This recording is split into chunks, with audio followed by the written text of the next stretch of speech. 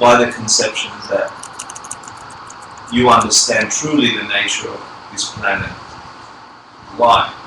So why you, etc. So you've done all the hard work. All you have to do now is to take it as a vessel. The other thing you should be thinking about, the highest motivation, is that in that long, unbroken lineage from the Buddha to today of these words that have gone in so many languages, from student to teacher, from teacher to student, from teacher to student.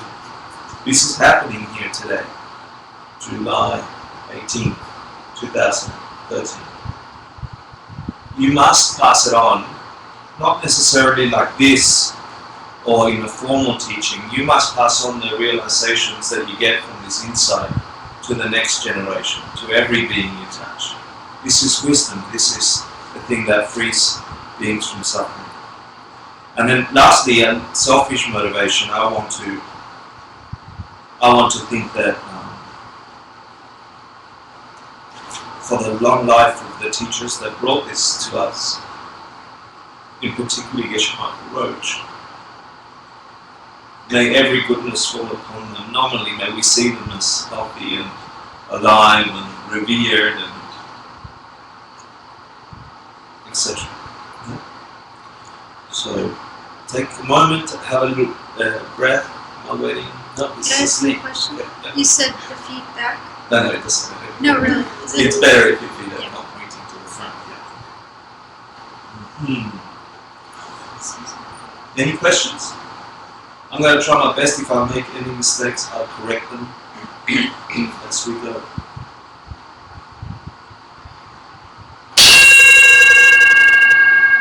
The Vajracharika Prajna Paramita Sutra, the Pakasheraki Parutu Chimpadorje Chupashejawatek Prajampedo, the Diamond Carter and Exalted Sutra of the Greater Way on the Perfection of Wisdom.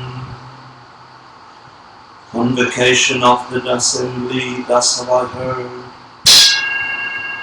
The Conqueror was residing in Sravasti, in the park of Anantipanda, in the garden of Prince Jeta. In convocation with him was a gathering of 1,250 monks who were listeners, as well as an immense number of bodhisattvas who were great beings. In the morning the Conqueror donned his robes and outer shawl, took up his sage bowl, and entered the great city of Sravasti to request for his food. After collecting the food, he returned from the city and partook of it.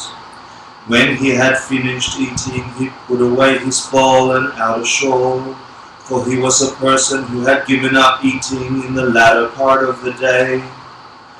Lord Buddha then washed his feet and seated himself on a cushion that was set forth for him.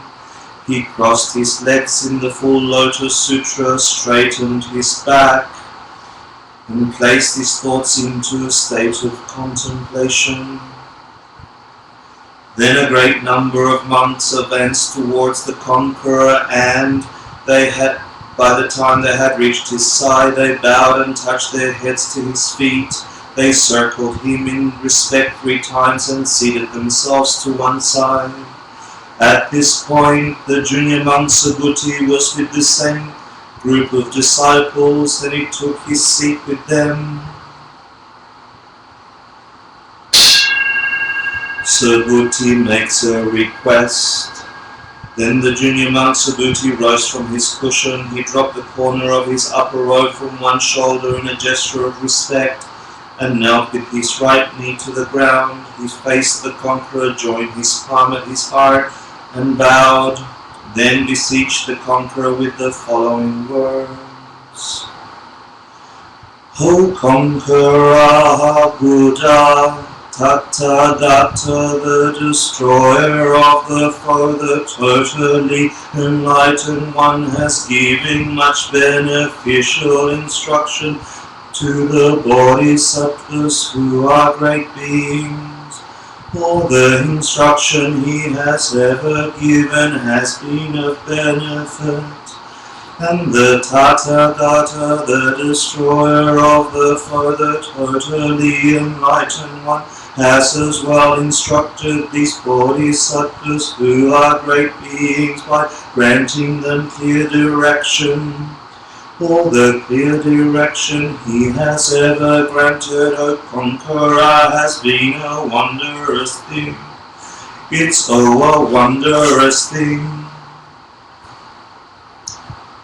And now, O conquering one, what of those who have entered well into the way of the bodhisattvas? How shall they live? How shall they practice?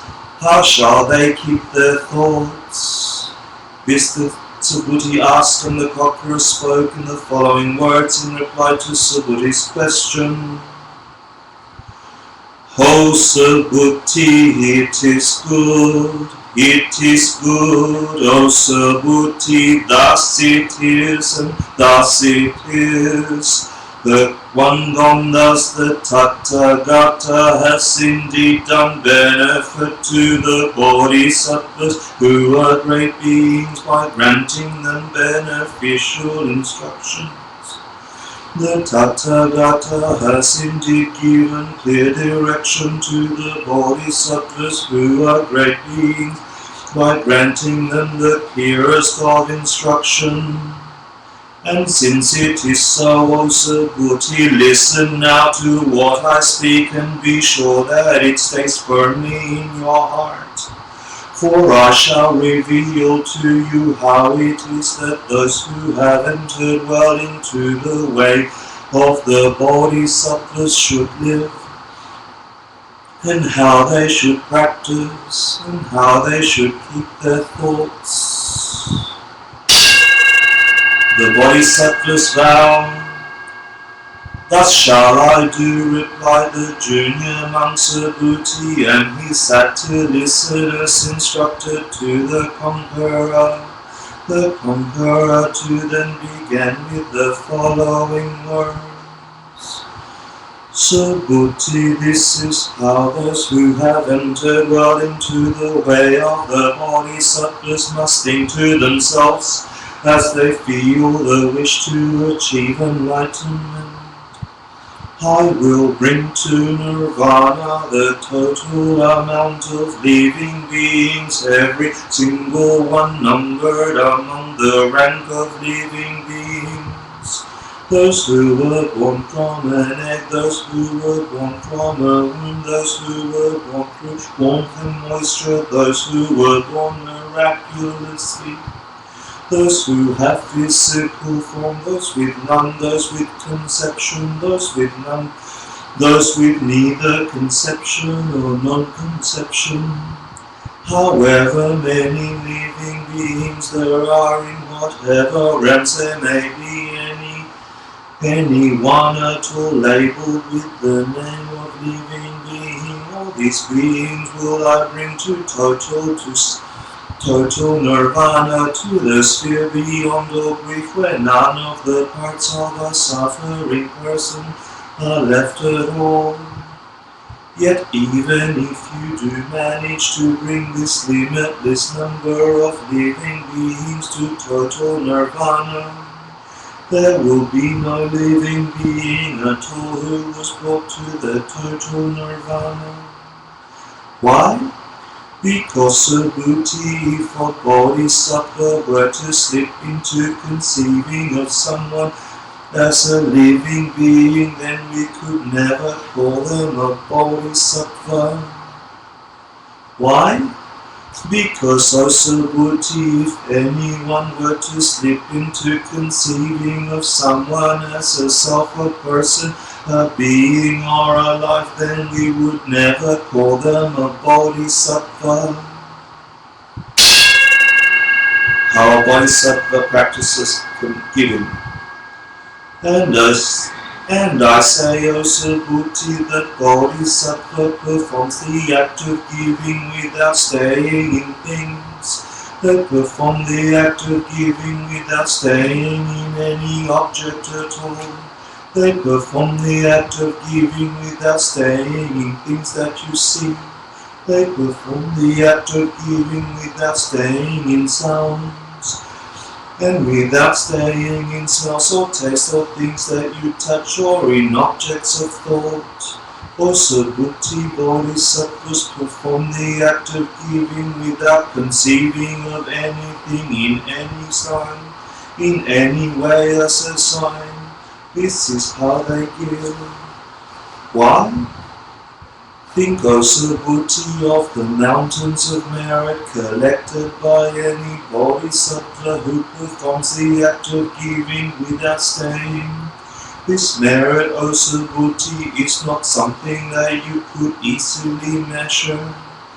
Also buddhi, what do you think? Would it be easy to measure the space to the east of us? And Subhuti replied, O conqueror, it would not. Then the conqueror said, and just so would it be easy to measure the space in any of the main directions to the south of us, or to the west of us, or to the north of us, or above us or below us, or in any of the other directions from us. Would it be easy to measure the space in any of the 10 directions from where we stand now? And Subhuti respectfully replied, O conqueror, it would not. And the conqueror said, just so, Subhuti,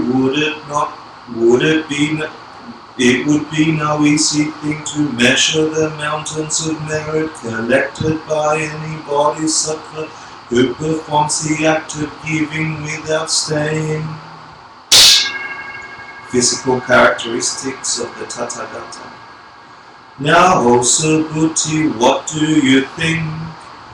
Should we consider someone to be Tathagata, one gone thus just because they possess the totally exquisite marks we find on a Buddha's body? And Subhuti replied, O conquering one, we should not consider one gone thus a Tathagata just because they possess the totally exquisite marks that we find on a Buddha's body. Why?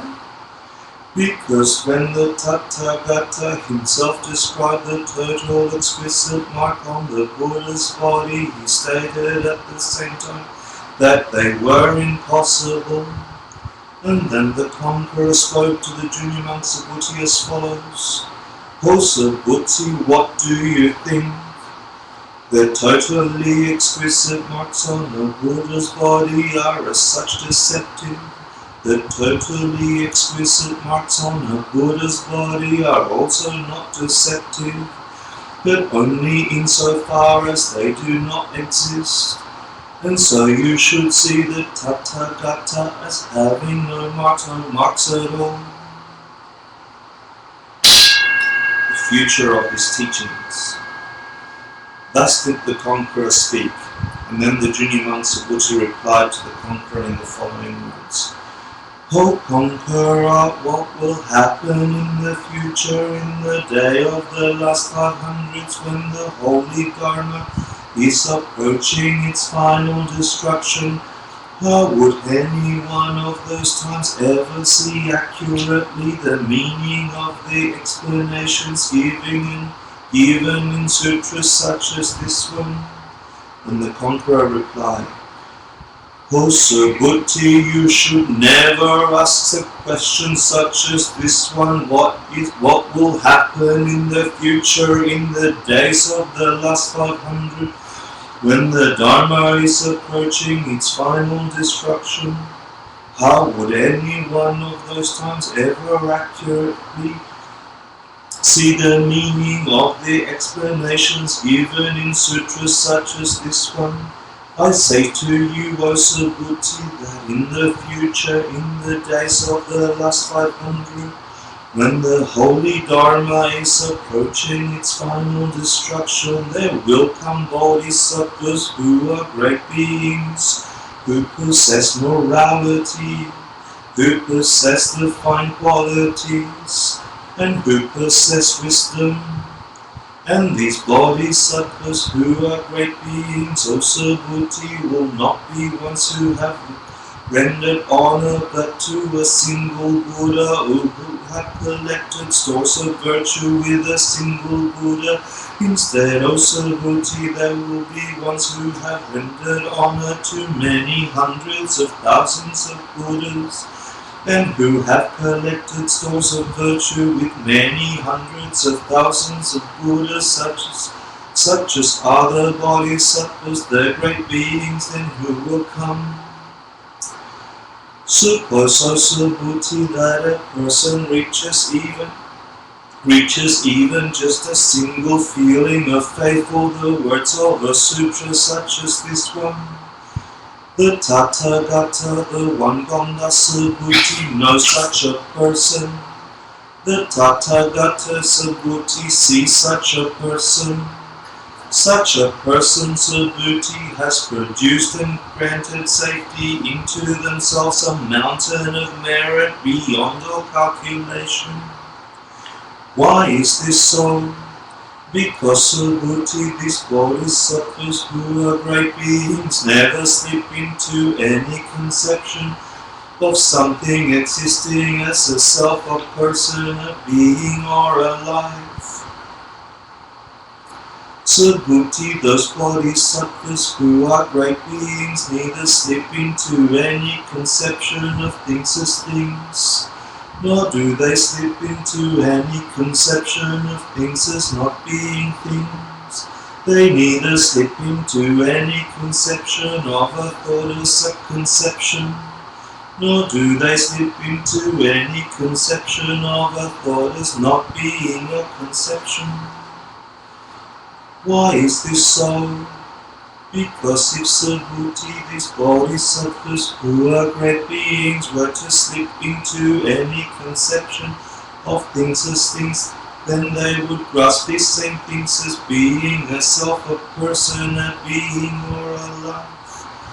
And even if they were to slip into thinking of them as not being things, that too they would grasp as being a self, a person, a being, or a life. Why?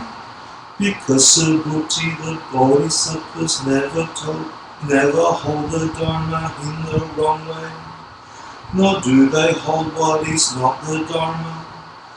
This then is what the Tathagata meant when he said, those who understand that this presentation of the Dharma is like a ship, leave even these teachings of Dharma behind.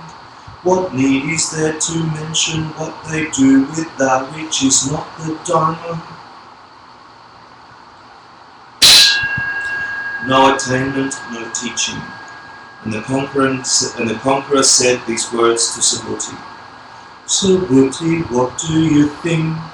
Is there any such thing as an enlightenment where the Tathagatas reach some incomparable, perfect and total Buddhahood?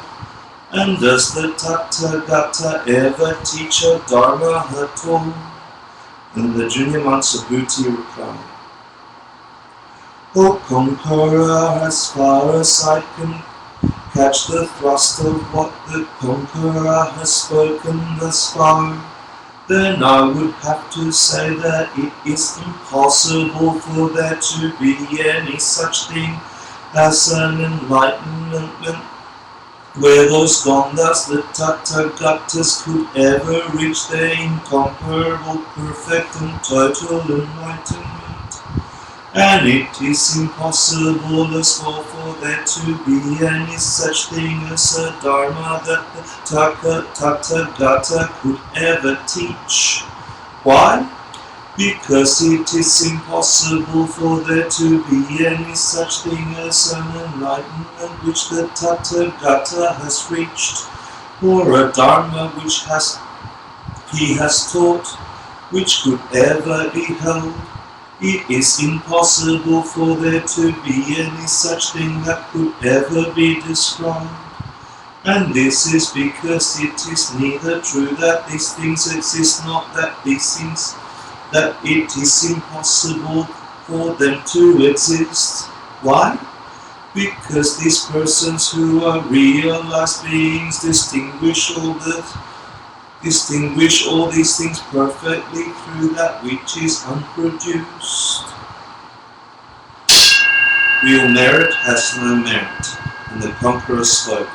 O Subhuti, what do you think? Suppose some son or daughter of a noble family were to take all the planets of this great world system, a system with 1,000 of 1,000 of 1,000 planets, and cover them with the 7 kinds of precious substances and offer them to someone. Would that son or daughter of noble family create many mountains of merits in such a deed? Then Subhuti replied, O conqueror, many would it be, O you who have gone to bliss, it would be many. This son or daughter of noble family would indeed create many great mountains of merit from such a deed. And why is this so? Because, O conqueror, the same great mountains of merit are great mountains of merit that could never exist.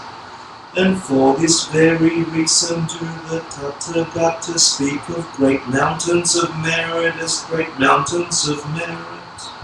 And then the conqueror said, Suppose, O Subhuti, that some son or daughter of noble family were to take all the planets of this great world system, a system with 1,000 of 1,000 of 1,000 planets, and cover them all in the 7 kinds of precious substances, and offer them to someone. Suppose on the other hand that anyone held but a single verse or 4 lines from this particular presentation of the Dharma, and explained it to others and taught it correctly. By doing the latter, a person would create many more great mountains of merit than the former. The mountains of merit would be countless and beyond all calculation. Why? Because, Subhuti, this is where the matchless and totally perfect enlightenment of the Tathagatas, the destroyer of the further totally enlightened Buddhas, comes from. It is from this as well that the Buddhas and the conquerors are born. Why? Because, O Subhuti, these qualities of an enlightened being, what we call the qualities of an enlightened being, are qualities of an enlightened being which the Tathagata have said would never exist. And that is the fact why we can call them qualities of an enlightened being. The 4 lesser vehicle realizations. Now, Subhuti, what do you think? Do those who have entered the stream ever think to themselves, now I have attained the goal of entering the stream?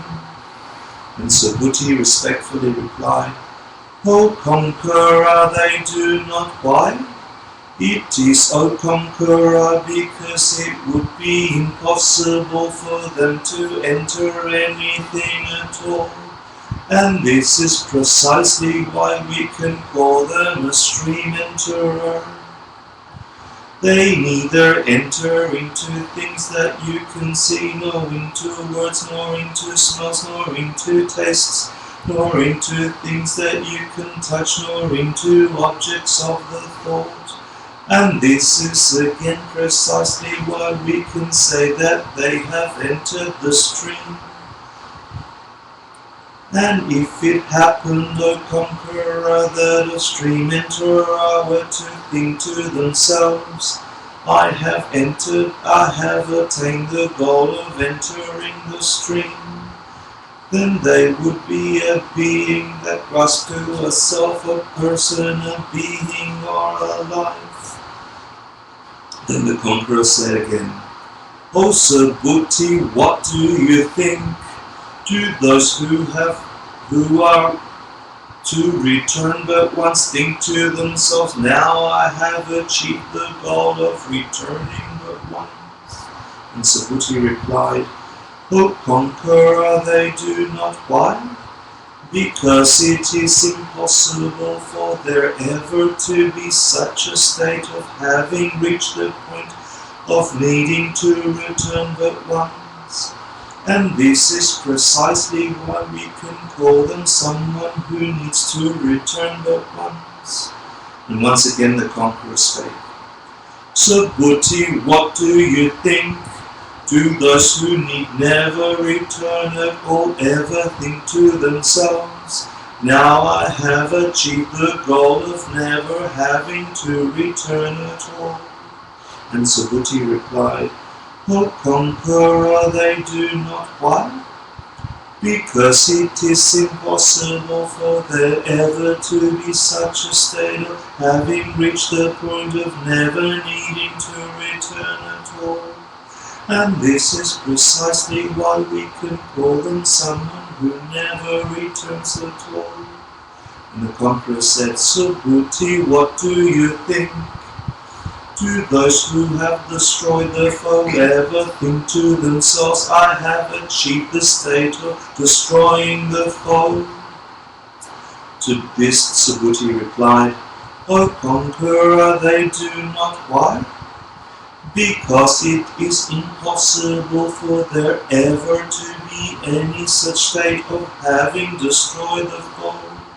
For suppose, O conqueror, that such a destroyer of the foe were to think of themselves, now I have achieved the state of destroying the foe. They again would then begin to grasp to something as a self, a person, a being, or a life.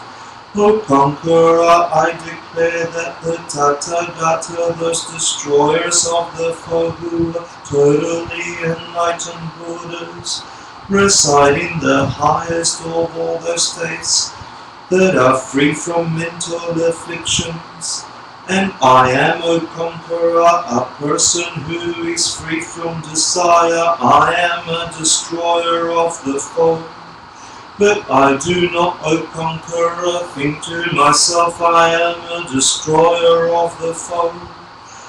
For suppose, O conqueror, that I did think to myself, I have attained a state of a destroyer of the foe. If I did think this way, then the Tathagata could never have given me the final prediction. He could never have said, O son of noble family, O Subhuti, you will reach the highest of all these states that are free from mental afflictions, because you stay in no state at all. You have reached the state free from mental afflictions. You have reached what we call the state free from mental afflictions. Arousing the pure aspiration without abiding. And then the conqueror spoke again. O Subhuti, what do you think? Was there anything at all which the Tathagata ever received from the one gone thus, the destroyer of the foe, the perfectly enlightened Buddha, called Ahankara, maker of light? And Subhuti replied, O conqueror, there was not. There exists nothing at all which the Tathagata received from the one. Gondas, the destroyer of the foe, the perfectly enlightened Buddha, called maker of light. Then the conqueror spoke again. O Subhuti, suppose that some bodhisattva were to say, I am working to bring about my paradise. This would not be spoken true. Why? Because the Tathagatas have stated that these paradises, what we call paradises, these lands that we work to create, do not even exist. And this is precisely why we can call them paradises. Since this is so, O Subhuti, those bodhisattvas who are great beings develop their wish without staying in these thoughts. They develop their wish without staying in anything at all. They develop their wish without staying in anything you can see. They develop their wish without staying in sounds or smells.